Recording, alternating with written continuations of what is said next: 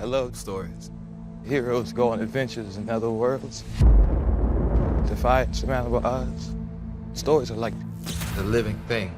Lovecraft Country is a genre series, but it's like so many genres. It's Goonies, it's sci-fi, it's National Treasure, it's Ghost, it's like it's romance, it's everything. How did you walk the tightrope of weaving so many types of stories together? You know, when I pitched the show, I said I wanted to go big. I want to reclaim the thing from Matt's novel that it hit me, that made me want to then make a TV show, was this idea of reclaiming the genre space for people who have been typically left out of it. And I said, I want to go big to all the genre spaces. And so that was the mandate. That's what we started out doing. And then we just figured out how to do it. You know, I feel like every episode we had our syllabus for our movies, our genre movies, and our genre literary canon. And we just tackled it and went after it to say, okay, this is our Goonies episodes. This is our Indiana Jones episode. This is our ghost story. And knowing that at the end of the day, these characters would ground us, this family that we're following on this roller coaster, we'd be on the ride with them if we cared about them. I mean, the pacing of the show is also, it is feverish. There were moments like in the first and second episode when I'd be watching, like, did I watch 4 or 5 episodes without, you know what I mean? Like it moves and a lot of stuff happens. A History of Violence is like a whole movie in like the first half of the show. How did you sort of work through like how fast you want things to move along, or how you wanted to spread out the story? Yeah, I just like things to move. When I watch TV, I like stuff to happen. I don't like that feeling that it's like, oh, they've stretched this thing out over 10 episodes and it's really people having the same conversations over and over, when it's like, no, let's go forward. Let's not be afraid to know that there's more story. There's always more story to be had.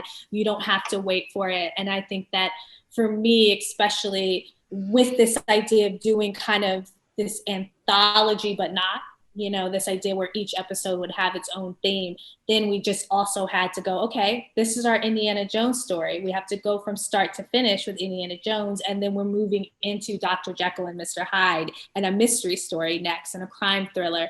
So what do we play? What are the things we want to hit in each episode, in each genre?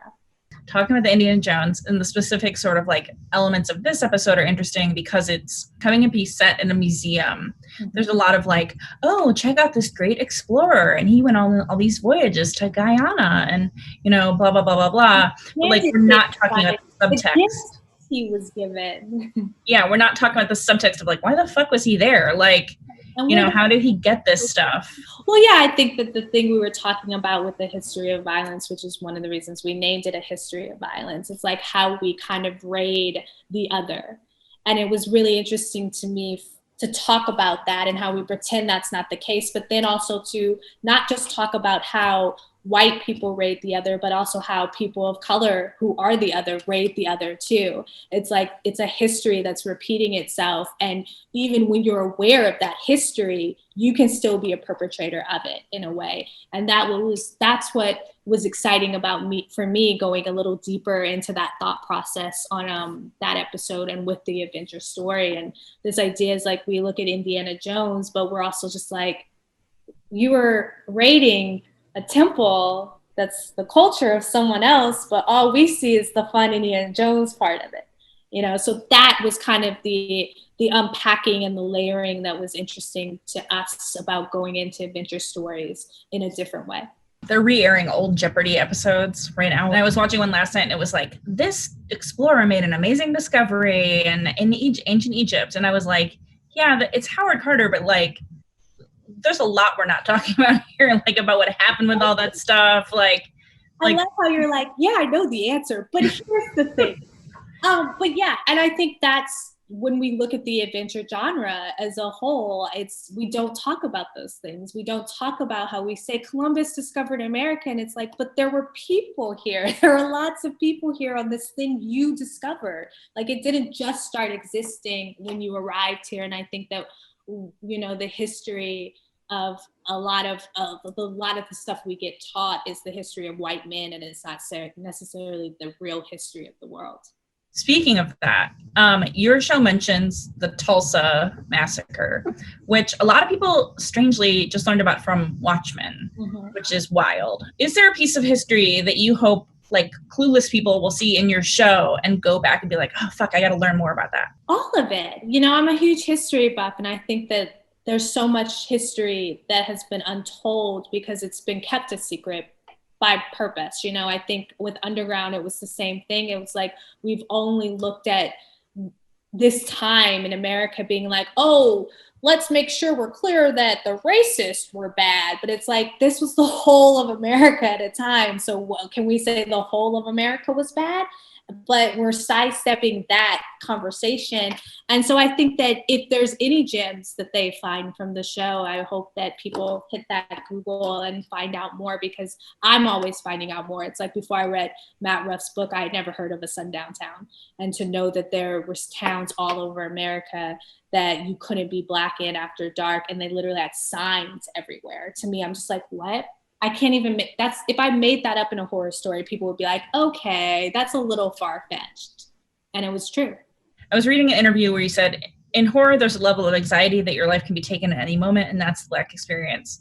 I think a lot of people who are reviewing the show are connecting with that sentiment and connecting with that idea. And I'm wondering, how did you make the writer's room sort of an open space and a welcoming space for people to sort of say, like, here's the shit that I've been through, or here's the stuff that I read, or that I have like the personal awfulness that I faced? Well, I think, you know, every writer that came into the room, when I interviewed them, I said, be prepared for therapy.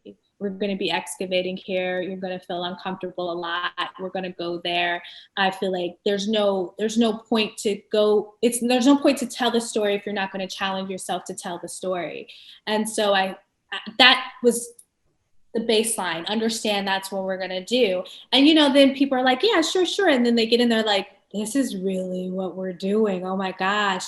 And you just create a space where you say, this is a safe space. You can say anything in here and you won't be judged for it until you're judged for it, because we all judge people, but it's here, speak. And I think it starts with me being willing to speak, you know, to showing that I am willing to be vulnerable in this space. And if we are vulnerable together, what we can create together will be so much more powerful than what I could be if I was being vulnerable alone. And so it's just creating, you know, and taking that same thought processes into production, you know, with the actors, and saying, we're going to go there. It's going to be intense, but no, there's always the safety net here.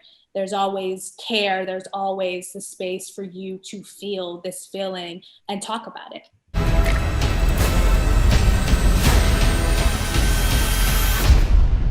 What is reality?